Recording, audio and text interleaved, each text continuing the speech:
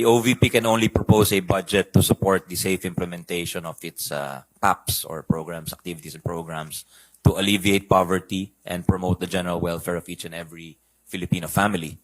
Nonetheless, they will no longer pursue the CIF or CF. And the reason why is because it is seen to be divisive, and as the Vice President, she swore an oath to keep the country peaceful and strong. Nakasaad sa nasabing dokumento na ayaw na nitong hingin ni VP Sara dahil nagiging dahilan ito ng pagkawatak-watak. Bukod sa OVP ay binitawan na rin ni VP Sara ang paghingi ng confi funds para sa Department of Education. Matatandaan na 150 million pesos ang hinihiling ng DepEd na confi funds para sa susunod na taon.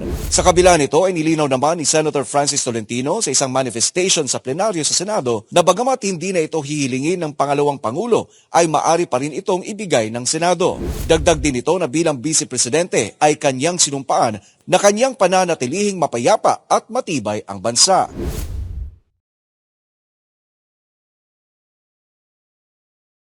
Sa budget deliberation ng OVP sa Senado araw ng Huwebes ay binasa ni Senador Sani Angara, Chairman ng Senate Committee on Finance, ang opisyal na katayuan ng Vice Presidente kaugnay sa confidential fund. Nakasaad sa nasabing dokumento na ayaw na nitong hingin ni VP Sara dahil nagiging dahilan ito ng pagkawatak-watak. Dagdag din ito na bilang Vice Presidente ay kanyang sinumpaan na kanyang pananatilihing mapayapa at matibay ang bansa.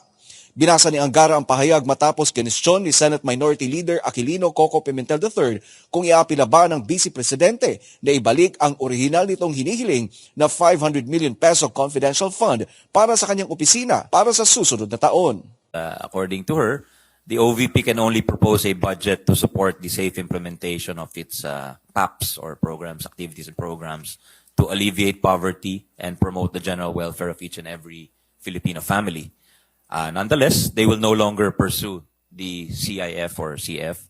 And the reason why is because it is seen to be divisive, and as the Vice President, she swore an oath to keep the country peaceful and strong.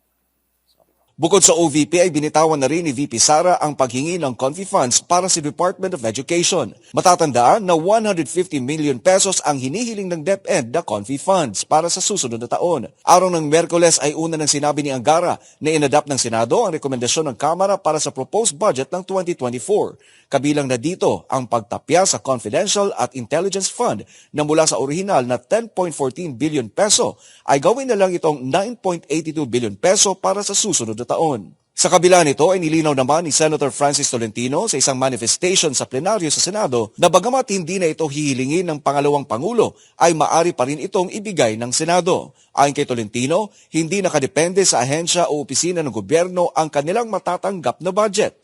Paliwanag ni Senator Tol na batay sa konstitusyon ang panukalang budget na nanggaling sa Kamara ay maaari pa ring amyendahan o baguhin ng Senado. Perhaps the minority leader, with all due respect, should be reminded that budget proposals coming from the House, going to the Senate may propose or concur with amendments. That would be the operative words coming from the Constitution itself. So it's no longer lodged with the Office of the Vice President, but the decision should come from this chamber, Mr. President.